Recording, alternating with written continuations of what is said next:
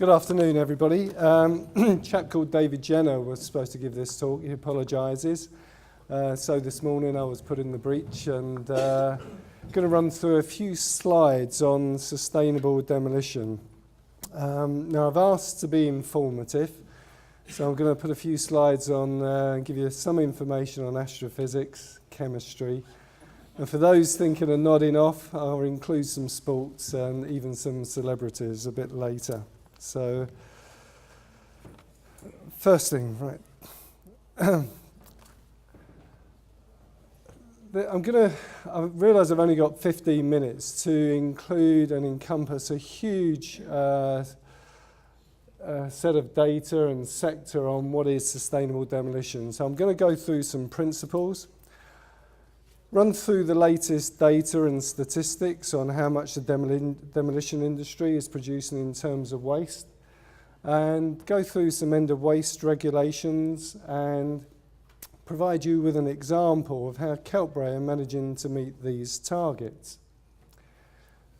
So to start off with, what is sustainability? And the first thing to note on this slide is that I've got a tropical rainforest and a waterfall. I've not seen anybody present anything on sustainability without having the obligatory rainforest in there. And sustainability means different things to different people. In today's day, it probably means getting paid on time. But for others, it includes a whole range of social and economic issues. But when you start to drill down a bit and focus on industry, it basically means being clean and efficient so we don't spoil things for the next generation. And a lot of EU and government policies and a lot of main contractors are now putting this as a prerequisite on many of their projects.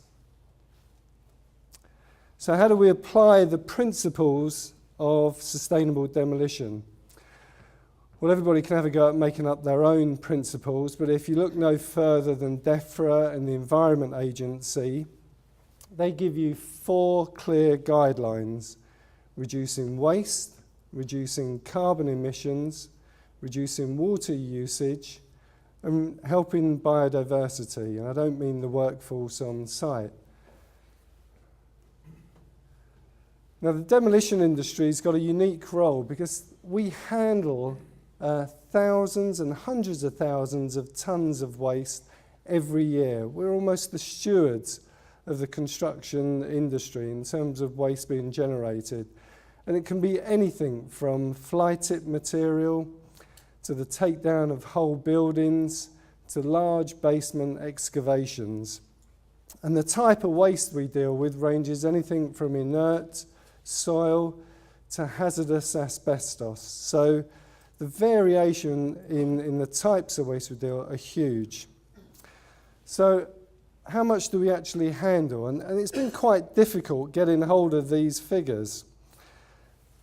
If you ring around RAP and the Environment Agency, it's pretty easy to get figures up to 2008. The UK produced about 300 million tonnes of waste every year, of which about 100 million tonnes was attributed to the construction industry, just here. If you look at England alone, up to 2008, we were averaging about 90 million tonnes every year. And to be fair, the demolition industry has a very good track record. Even on this old data, DEFRA attributes between 60 and 75% of recycling, even in these early years, as a success rate to the demolition industry. Getting more recent data has been a lot more difficult. I've rang RAP, I've rang the Environment Agency, trawled the internet and found some Excel spreadsheets on a DEFRA site 2 or 3 layers down that highlighted the data from 2008 to 2010.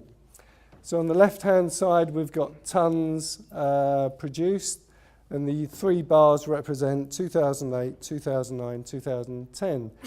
Now, the first thing you can see is the significant drop from 2008 to 2010 of around about 18%, from 94.5 million to 77.5 million, directly attributable to the downturn in workload. The other key feature on this slide is the difference between excavation waste and construction and demolition waste. About 60% is attributed to construction and demolition waste, and 40%, about 30 million in 2010, to excavation waste. Now that's probably going to change next year and the year after, with Crossrail kicking off and producing millions of tonnes of waste arising from their tunnel boring machines. So I suspect in 2013 and 14 you'll see a 50-50 split.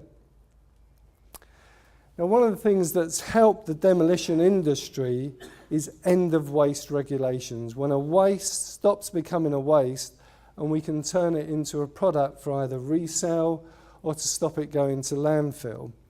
And one of the key ways of doing that is through quality protocols produced by government agencies like RAP, the most obvious being aggregates from inner to risings, but there's now a whole raft of quality protocols for plastic, paper, even tyre bales and compost, biodegradable waste, that's recently come out. Now the one major exception is excavation waste, soil. And I just want to go through why there's no quality protocol for soil. Now this slide shows a picture of the Cosmos and a kelp braid tipper at King's Cross. How the two are connected? Well, when they were looking for the meaning of life and the Big Bang, they found the first complex molecule indicating the meaning of life or the origin of life was a polyaromatic hydrocarbon. Now they are widespread pollutants, often found near gas holders, in fact near any place where you store oil, and it's a widespread contaminant in soil. Now while I've got a picture of the universe, cosmos up there, I've noticed several people saying, why are we not sending waste into space? Well, if you look at the actual statistics, it's probably the biggest landfill we've got. But the average cost of a space shuttle launch is about 250 million. Even a cheap satellite launch is between about 10 to 20 million. And if you look at how much per kilo, that's about 5 to 10,000 pounds per kilo, which equates to about 5 to 10 million pounds per tonne. So if you see kelp braid's invoices going up, you know we've taken over Cape Canaveral. Now PAH compounds come in a whole range of different types. Typically you measure 16 in soil, but there's one in particular, this one, a group of aromatic rings called benzopyrene, where we can't make our mind up on what's safe and what's not safe. Anecdotally, when scientists were looking at this in terms of end-of-waste regulations, a figure of 1 milligram per kilogram was put forward. Trouble with that is that most of our gardens contain more than that and therefore would have been deemed blighted and brownfield. So we've moved away from end-of-waste regulations for soil and instead assess it on a risk basis only. That's why sites like the Olympics and other big sites are allowed to treat and recycle this waste material. Right, here's another quiz for you. What's the connection between this pair? And I don't mean Liz Hurley, I mean Hashim Amla.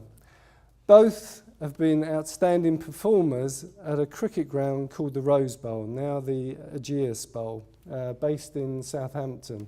Shane Warne for Hampshire, and Amla recently knocked 150 in the recent ODI down there.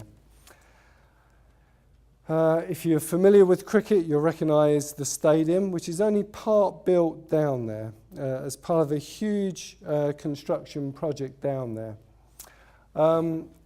Kelp Bray are working with the owners down there Approximately a third of the stadium has been built, but there's a huge infrastructure project going in there involving construction of a Hilton hotel, further leisure facilities, and an 18-hole championship golf course. Why is that important and how is that relevant to what I've been talking about? As you can see, the areas that are marked red, which is about 180 acres, need an awful lot of soil bringing in so they can reshape and turn the place into a championship golf course. Now, working with the Environment Agency on site, we've agreed specific risk-based targets for soils that we're able to use on the site. We've also built a soil treatment facility so we can make soils fit for purpose and meet those risk-based criteria. Here's a picture of the first tee, currently under construction, not exactly the Masters, but hopefully it will be. Second tee with some drainage channels.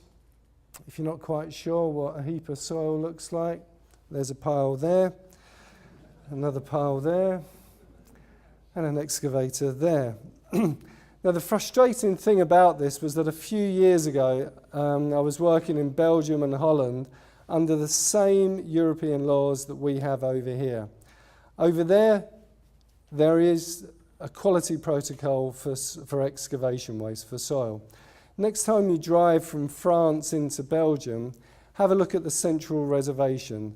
That is excavated soil designed to meet a specific crash criteria to replace the metal they use in the Central Reservation barrier. And that is one of umpteen examples where they take soil and use it in industrial applications over there. Over here, we've only gone so far, and the Environment Agency is working with us in terms of using excavation waste for beneficial reuse. At these large facilities, just going back, that slide there is on a 4-hectare slide. It does 1 million tonnes of hazardous excavation waste every year. That's as big as the biggest hazardous landfill taking excavation waste in the UK. And it has all the infrastructure you'd expect, similar to a sewage treatment works. It's got biological and chemical mixers. It's got soil washing facilities, typical continental photograph, slide angle. And all the infrastructure is there, so no matter what types of material, no matter what it's polluted with, is able to go through that treatment process. So finally, concluding, the demolition industry has an excellent record of recycling waste. However, we're facing a number of key issues. Segregating waste that's sourced, and while that may be difficult in inner city sites, we could still make improvements. Better design and technology to reduce demolition waste. Only this morning, the European Commission said what's going to save our manufacturing industry is clean technology. They're expecting a big manufacturing jump in that sector alone in the EU. We need more quality protocols so we can start recycling more waste products. And we've got to get to grips with environmental legislation and standards. We've seen Pathway to Zero waste initiatives, and we've seen the debacle of the Trummel waste tax that came in and caused much confusion early on in the year. So as demolition contractors, it's our duty of care to handle waste carefully, and all of us want to avoid headlines like this that appeared in Construction Inquirer last week. Thanks very much. Okay.